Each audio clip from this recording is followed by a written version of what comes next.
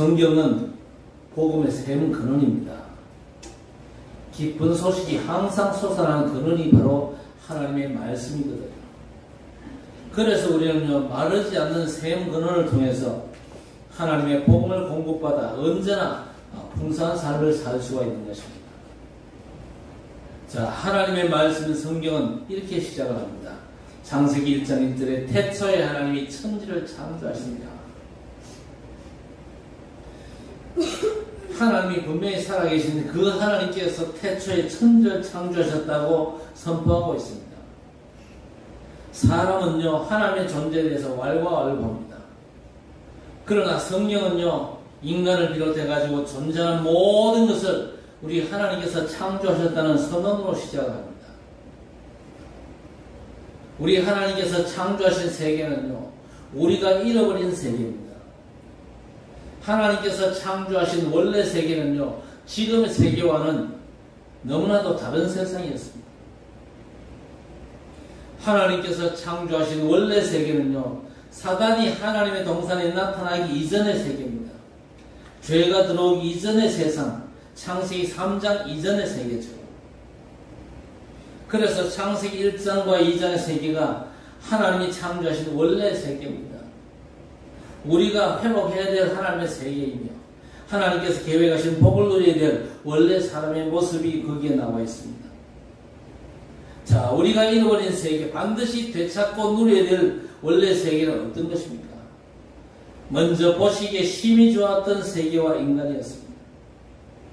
하나님께서 천지를 창조하시기 이전의 세계는요, 혼돈과 공허 그리고 흑암이었습니다. 하나님은 제일 먼저 빛으로 창조사역을 시작하셨지요. 그렇게 시작된 하나님의 창조사역은 흑암을 빛으로, 혼돈을 질서로, 공허를 충만으로 바꾸셨습니다. 하나님께서 빛으로 낮과 밤을 만드시고 하늘과 바다와 땅 그리고 하늘의 일월 성신으로 징조와 계절과 날과 해를 이루게 하신 것이 창조의 첫날부터 넷째 날까지 일이었습니다. 그리고 다섯째 날에는 하늘과 바다와 땅에 사는 생물을 창조하시고 여섯째 날에 사람을 창조하셨습니다. 그런데 하나님의 창조사역에 우리가 자세히 살필 것이 있는데 그게 뭐냐? 모든 생물과 사람의 창조에 나타난 하나님의 계획입니다. 먼저 창세기 1장 26절에서 28절 말씀 같이 읽어보십시다. 창세기 1장 26절과 26절부터 28절까지 같이 읽어봅시다. 시작. 하나님이 이르시되 우리의 형상을 따라 우리의 모양대로 우리가 사람을 만들고 그들로 바다의 물고기와 하늘의 새와 가축과 온 땅과 땅에 기는 모든 것을 다스리게 하자 하시고, 하나님이 자기 형상 곧 하나님의 형상대로 사람을 창조하시되 남자와 여자를 창조하셨습니다. 그리고 하나님께서 그들에게 복을 주시면서 뭐라고 그랬습니까? 생육하고 번성하여 땅에 충만하라, 땅을 정복하라, 바다의 물고기와 하늘의 새와 땅에 움직이는 모든 생물을 다스리라 하시니라 했습니다. 모든 생물을 창조하신 다섯째 날과 우리 인간을 창조하신 여섯째 날을 보면요, 차이가 하나 있습니다. 우리 하나님께서는요, 사람이나 살아있는 모든 생물들에게 똑같이 복을 주셨어요. 그러나 다른 점이 분명히 있습니다. 모든 생물들에게는요, 생육하고 번성하고 충만하라 하셨지만요, 우리 인간에게만 뭐라고 그랬습니까?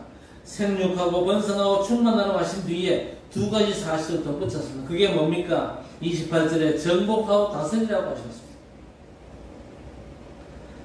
여섯째 날에 창조하신 사람에게는요, 다른 모든 살아있는 것들에게는 주지 않은 것 주셨거든요.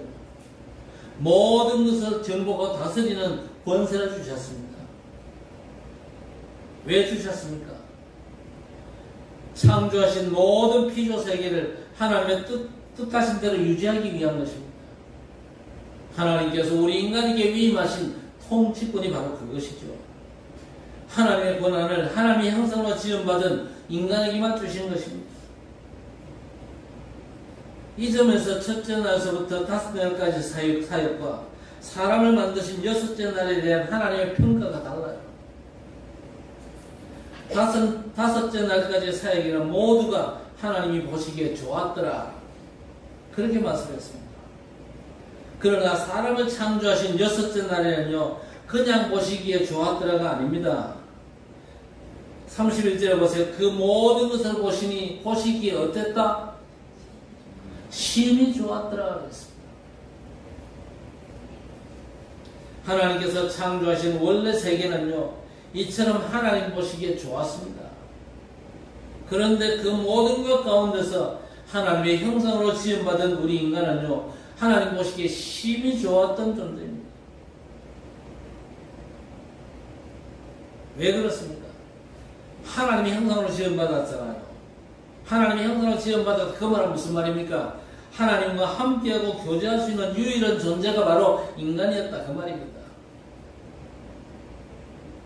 하나님의 생기로 생명이 된 유일한 존재가 바로 인간이거든요. 그래서 사람은 다른 그 무엇에게도 없는 하나님의 모든 걸 다스리는 통치권을 받았습니다. 하나님께서 만드신 보시기에 좋은 세계를 다스리는 하나님의 형상과 생명으로 지음받은 우리 인간은요, 하나님을 닮아 보시기에 심히 좋았던 존재였습니다. 하나님께서 창조하신 원래 세계는요, 이렇게 하나님의 형상인 인간과 그 뜻 안에서 모자람이 전혀 없는 완벽하고 완전한 하나님의 세계였습니다. 자, 이렇게 완벽하고 아름다운 완전한 세계와 인간이 어떻게 창조되었습니까? 하나님의 창조 사역에는요, 나타난 패턴이 분명히 있습니다. 1장 3절과 7절과 9절, 11절, 15절, 24절, 30절 말씀이 그대로 나오는데, 하나님이 이르시되 뭐뭐뭐 하시니 뭐뭐뭐 그대로 되니라 그랬습니다. 하나님이 말씀하시니 그대로 되었다는 것이죠. 바로 이것이 하나님의 창조 사역입니다. 하나님께서 말씀으로 천지를 창조하셨습니다. 하나님께서 말씀하시니 그대로 되었던 것이죠. 하나님께서 말씀하시니 흑암이 물러가고 빛이 오고 혼돈이 질서로 또 공허가 충만으로 바뀌었습니다. 자, 하나님은 지금도 말씀으로 창조의 사역을 계속하고 계십니다. 그게 재창조 역사다. 그래서 이 재창조의 역사를 누리기 위해서는요, 하나님의 말씀이 우리의 마음과 생각에 각인되어야 됩니다. 그러면 하나님의 창조의 역사가 일어나거든요. 말씀이 언약으로 우리 영혼에 뿌리 내리면요, 무에서 유를 창조하신 하나님의 역사는 그대로 이루어지는 것입니다. 천지를 창조하신 하나님의 말씀으로 사는 천지를 되면요, 천지 계획의 역사가 우리 가운데 일어나는 것입니다. 그리고 두 번째는요, 아주 특별한 시간이 있었어요. 하나님께서 창조하신 원래 세계는 아주 특별한 시간이 있었는데, 그래서 지금과는 다른 완전하고 완벽한 아름다운 세계였습니다. 하나님의 마지막 창조 사역은요, 그 하시던 일을 모두 마치고 안식하신 일곱째 날이었습니다. 모든 일을 그치고 안식하신 그날에 하나님은 아주 특별한 창조를 하셨습니다. 지금까지는 혼돈과 공허, 흑암으로 뒤덮인 세계를 빛과 질서와 충만으로 바꾸셨습니다. 보이는 세계와 그것을 움직이는 모든 원리들이 만들어졌죠. 그러나 일곱째 날에는 보이는 모든 것을 의미 있게 하는 보이지 않는 특별한 걸 창조하셨습니다. 그게 뭡니까? 안식하는 날이었습니다.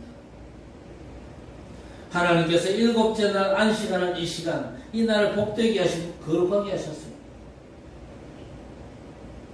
시간은 낮과 밤이 교차하며 오고 가지만요, 안식의 시간은 하나님께서 따로 만드셨어요. 그래서 우리 인생에게 필요한 것은요, 시간이 필요한 게 아니고 안식하는 시간이 필요한 것이죠. 사람이나 지음받은 모든 피조 세계는요, 하나님의 안식이 절대적으로 필요합니다. 안식이 필요 없는 존재는 아무도 없어요.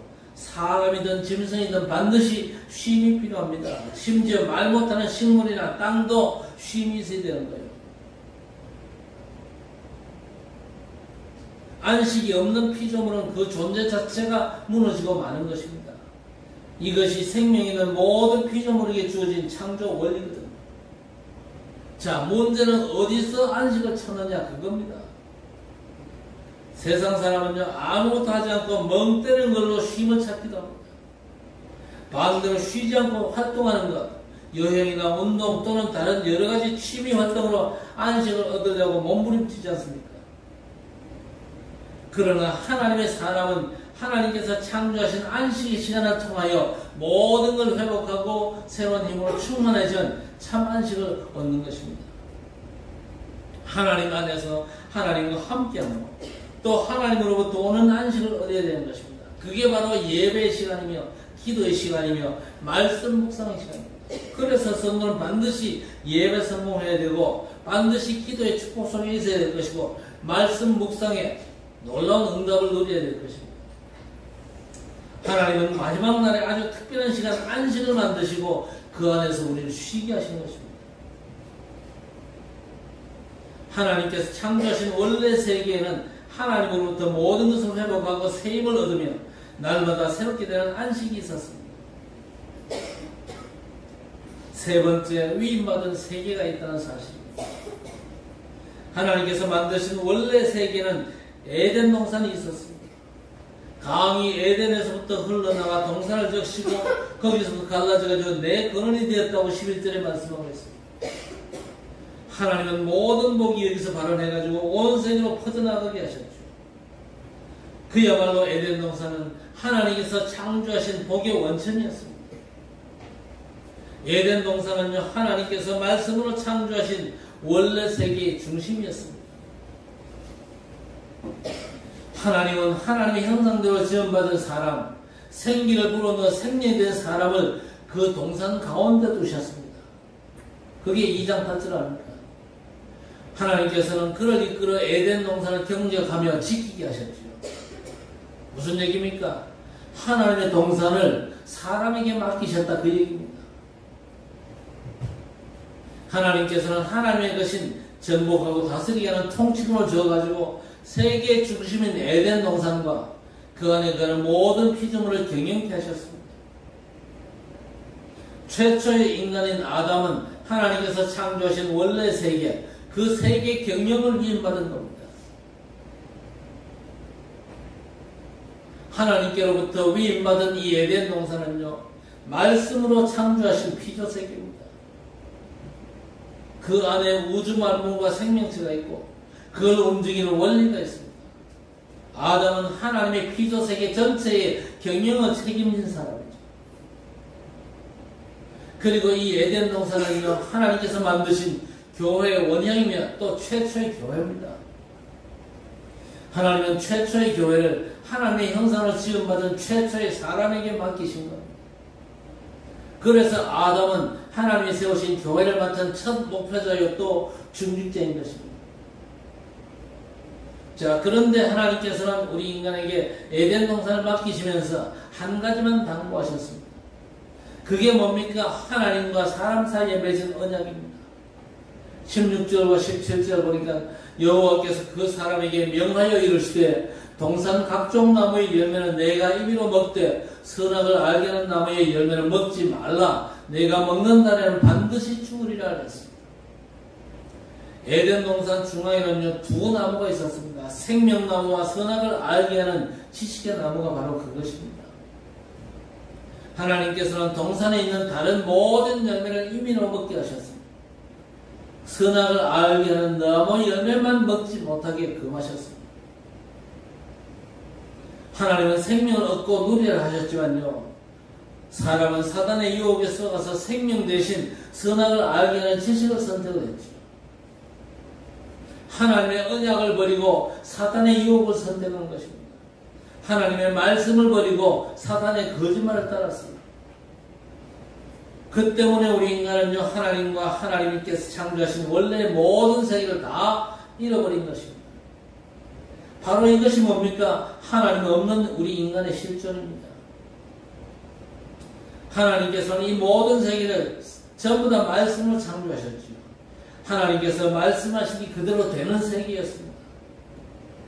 하나님의 원래 세계는요, 하나님 보시기에 심히 좋았던 아름답고 완전하고 완벽한 세계였습니다. 하나님의 원래 세계는 하나님의 안식이라는 아주 특별한 시간이 있었습니다. 모든 걸 회복하고 누리는 행복한 세계였습니다. 하나님께서 창조하신 원래 세계는요, 하나님의 언약 안에서 모든 걸 복으로 누리는 완벽한 세계 그 자체였습니다. 그러나 인생은요, 이 원래 세계를 상실해버렸습니다. 하나님의 형상인 나를 잃어버렸고, 하나님의 안식을 잃어버렸고, 하나님의 동산을 잃어버렸습니다. 하나님의 형상과 생명, 그리고 하나님의 동산을 다스리는 통치권을 잃고 사단의 노예가 되어서 종노릇하고 있는 것입니다. 하나님께서 복되게 하신 특별한 시간, 안식을 잃어버렸습니다. 안식 없는 재앙과 저주에 쫓기면서 시달리고 있는 것이 오늘 모든 인생들의 현실 아닙니까? 하나님께서 위임하신 에덴 동산을 잃어버렸습니다. 그리고 하나님이 주신 미션을 잃어버렸습니다. 그래서 하면 할수록 흠모한 것에 매달려 생을 허비하고 있는 것입니다. 그래서 이제 우리는 하나님께서 우리를 위해서 창조하신 원래 세계를 되찾고 누려야 될 것입니다. 하나님께서 창조하신 원래 세계를 누릴 수 있는 단 하나의 조건이 있습니다. 그 조건이 뭡니까? 하나님과 함께하기만 하면 됩니다. 그렇죠. 다른 조건은 무용지물입니다. 하나의 조건, 하나님과 함께하면 됩니다. 어떻게 하나님과 함께할 수 있습니까? 하나님의 언약 안에 있으면 됩니다. 그렇죠. 자, 하나님의 언약은 말씀입니다. 그리고 말씀이 육신을 입고 우리 가운데 오신 예수 그리스도 그분이 바로 언약 자체입니다. 그래서 하나님께서 창조하신 원래 세계를 누릴 수 있는 조건은 단 하나, 그리스도 예수 안에서 하나님과 함께하면 됩니다. 그 언약의 핵심이 뭡니까? 사도행전 1장 1절 3절 8절 그리스도와 하나님 나라 오직 성령입니다.